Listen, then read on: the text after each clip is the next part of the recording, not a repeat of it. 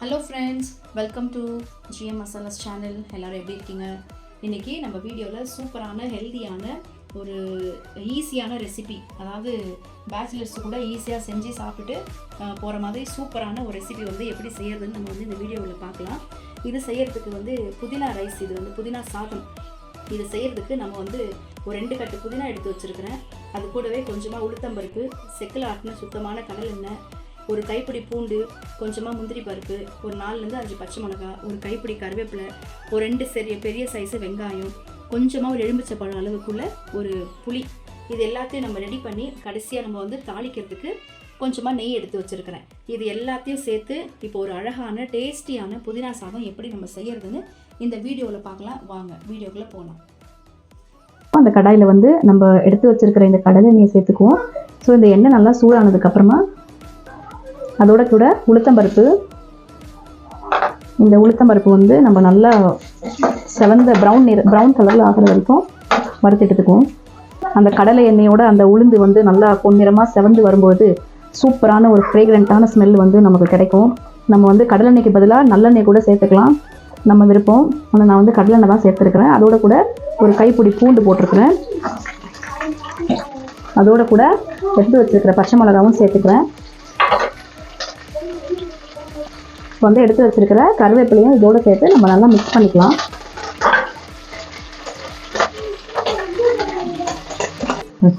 இப்போ ஆல்ரெடி நம்ம க்ளீன் பண்ணி கழுவி வச்சிருக்கிற புதினாவையும் இதோட கூட சேர்த்துக்கலாங்க.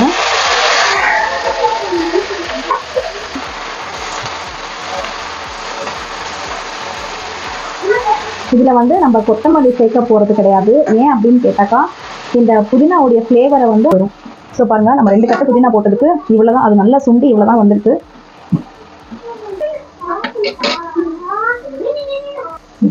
இப்போ இந்த ஸ்டேஜில் நான் ஆல்ரெடி எடுத்து வச்சுருந்த அந்த புளியினுடைய கரைசல் நான் ஒரு 4 ஸ்பூன், அதாவது ஒரு 4 5 ஸ்பூன் ஊற்றிக்கலாம்.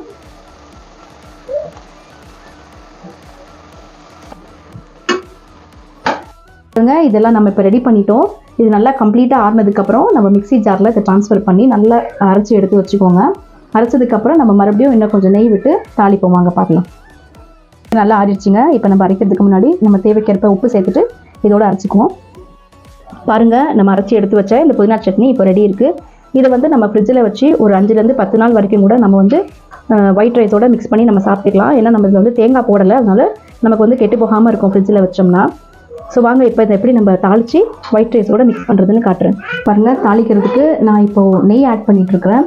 நெய்யில் தாளிக்கும் போது இன்னும் கொஞ்சம் ஃப்ளேவராக நல்லா டேஸ்ட்டாகவும் இருக்கும். ஒரு 2 ஒரு 3 ஸ்பூன் நெய் ஆட் பண்ணிகிட்ருக்கிறேன். கொஞ்சமாக முந்திரி பருப்பு, கொஞ்சமாக கருவேப்பிலை. இப்போ நம்ம ஆல்ரெடி வெட்டி வச்சுருக்கிற வெங்காயத்தையும் சேர்த்துக்கலாம். அதாவது இந்த வெங்காயத்தில் தாங்க இந்த புதினா சட்னியுடைய காம்பினேஷனாக இருக்கும். இந்த வெங்காயம் பார்த்திங்கன்னா ரொம்ப குக் ஆகக்கூடாது, அது ஹாஃப் பாயிலில் இருக்கணும். அந்த புதினா சட்னியோடு சேர்த்து நம்ம சாப்பிடும் போது இந்த வெங்காயம் நமக்கு நறுன்னு இருக்கும்போது சாப்பிட்ற மாதிரி இருந்தால் தான் அதனுடைய ஒரு டேஸ்ட்டே பிரமாதமாக இருக்கும்.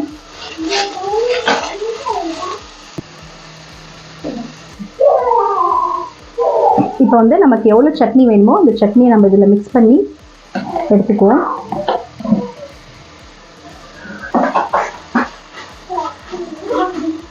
நம்மளுடைய ஃபென்டாஸ்டிக்கான புதினா சட்னி இப்போ ரெடியாக இருக்குது. ஸோ இதோட நான் ஆல்ரெடி வடித்து வச்சுருக்கிற சூடான வெள்ளை சாதத்தை போட்டு நம்ம இதில் மிக்ஸ் பண்ணிக்குவோம்.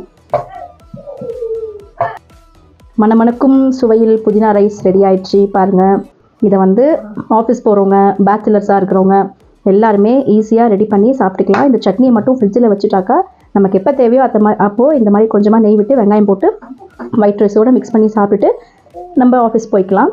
அதுவும் இல்லாமல் சின்னவங்கலேருந்து பெரியவங்க வரைக்கும் எல்லாருமே ரொம்ப விரும்பி சாப்பிடுவாங்க. புதினா ரொம்ப ஹெல்த் பெனிஃபிட்ஸ் இருக்கிறதுனால சீக்கிரமாக டைஜஷன் ஆகும், உடம்புக்கும் ரொம்ப குளிர்ச்சியை கொடுக்கும். இந்த மாதிரி நீங்கள் வீட்டில் ட்ரை பண்ணி சாப்பிடுங்க. மம்மி, நீங்கள் செஞ்ச புதினா சாதம் ரொம்ப எக்ஸலண்ட்டாக இருக்குது மம்மி. இந்த வீடியோ உங்களுக்கு பிடிச்சிருந்தா மறக்காமல் லைக் பண்ணுங்கள், கமெண்ட் பண்ணுங்கள், சேனலை மறக்காமல் சப்ஸ்கிரைப் பண்ணுங்கள் ஃப்ரெண்ட்ஸ். தேங்க்யூ.